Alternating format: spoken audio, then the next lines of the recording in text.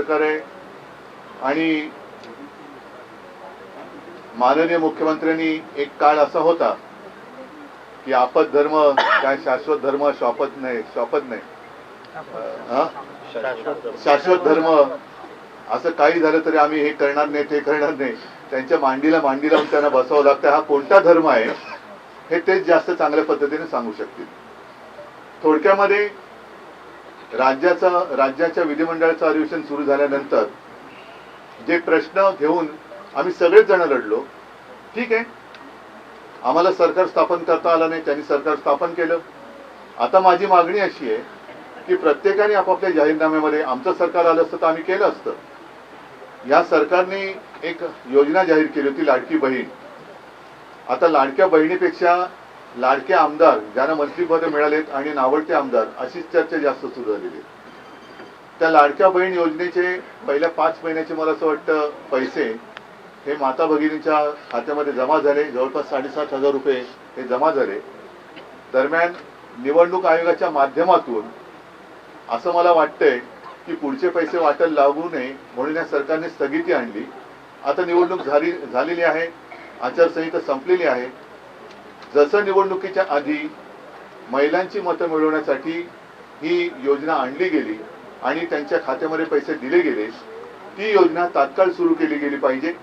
आणि 1500 नव्हे तर हेच महायुती म्हणाली होती की 2100 ते 2100 रुपयांनी जो काही बॅकलॉग राहिला असेल 1-2 महिन्याचा आणि पुढचा 3-4 महिन्याचा असं धरून हे पैसे तात्काळ त्याच्यामध्ये परत आवडती बहीण न करता हे खात्यात जमा झाले पाहिजेत.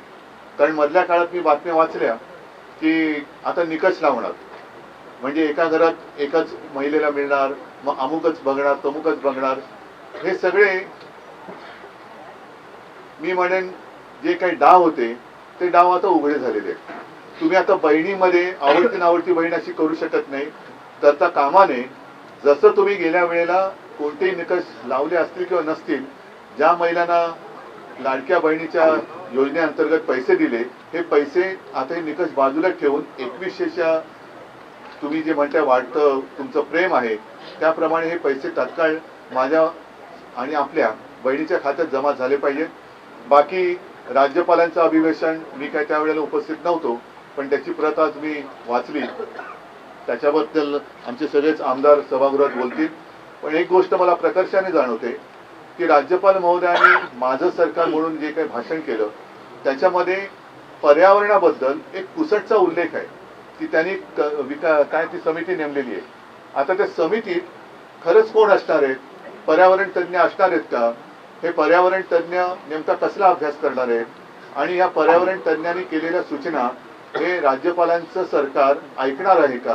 कारण आज मी आपल्याशी बोलताना एक बातमी आलेली आहे मुंबईच्या संबंधात की जसं आरे कारशेडसाठी झाडांची कत्तल केली गेली ह्याच्यामध्ये कुठे पर्यावरण यांना दिसलं नाही, तसंच आता दुसरी कारशेड होते त्याच्यासाठी 1400 झाडांची कत्तल केली जाणार, डोंगरीची कारशेड.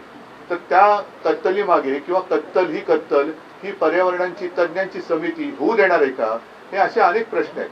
त्याच्यानंतर कायदा आणि सुव्यवस्थेबद्दल, महिलांच्या सुरक्षेबद्दल राज्यपाल महोदयांच्या अभिभाषणात कुठे मला काही तसं दिसलं नाही. तर या महिलांच्या सुरक्षेबाबत राज्यपालांचं सरकार काय करणार आहे हे कुठेही मला तरी त्याच्यात काही आढळलं नाही.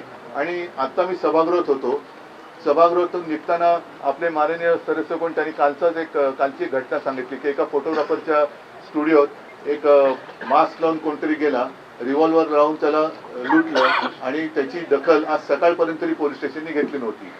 मधल्या काळामध्ये या सगळ्या गोष्टी वाढलेल्या आहेत. त्याच्याबद्दल हे सरकार काय करणार आहे? आणि मुळामध्ये अधिवेशन सुरू झाले पण हे बिनखात्याचे मंत्री अद्याप खाते वाटप झालेलं नाहीये.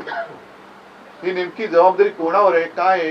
त्या नुसतं एक गंमत म्हणून हे अधिवेशन घेतलं जाते असं जर का असेल तरी लोकशाहीची थट्टा आहे. मला असं वाटतं की लवकरात लवकर खाते वाटप व्हायला पाहिजे होता. कारण एवढं राक्षसी बहुमत मिळाल्यानंतर एक तर मंत्रिमंडळ स्थापन करण्यासाठी किंवा मुख्यमंत्र्यांच्या शपथविधीसाठी वेळ लागला, मंत्रिमंडळ विस्तारासाठी वेळ लागला, विस्तार झाला तरी देखील अजूनही खाते वाटप झालेलं नाही. कोणताही मंत्री कोणत्याही प्रश्नाला उत्तर देतोय, काय चाललंय काय कळत नाही. मग हे अधिवेशन घेतलं कशाला हाच एक मोठा प्रश्न आहे. तर असे अनेक प्रश्न मनात घेऊन आपण सगळे या अधिवेशनाला सामोरे जातो आहोत. मला जे काय वाटलं ते मी बोललो. आणखीन काय तुम्हाला विचारायचं असेल तर विचारा, मी त्याचा उत्तराचा प्रयत्न करतो. बीड आणि परभणीमध्ये अद्याप सभागृहात मी आता जनतेच्या सभागृहात हे प्रश्न मांडलेले आहेत आणि जनतेच्या सभागृहात मी प्रश्न मांडलेले आहेत. मी सांगितलं की माझ्या पक्षाचे सगळे माझे सहकारी हे तिथे आहेत. त्याच्यामुळे प्रत्येक प्रश्न हा अगदी पक्षाचा प्रमुख तिकडे मांडतोच असं नाहीये.